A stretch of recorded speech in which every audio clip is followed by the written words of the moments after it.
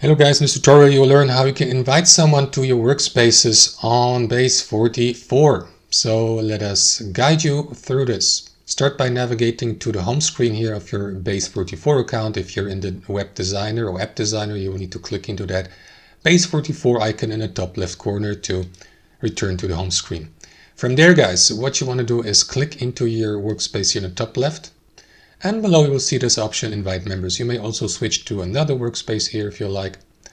Click into invite members and then you will be redirected to that list of members of your workspace.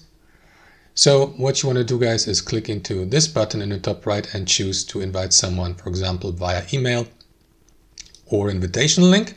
If you choose the invitation link, set a role like viewer or editor here. And what you want to do also guys is click into advanced options here, set an expiration date for the invite link, and then create the invitation link by clicking into this button to copy to your clipboard and to send it to your co-editors to invite them to your workspace. Alternately, you may invite someone also via email. Enter the recipient's email address here, separated by commas if you're inviting multiple potential members.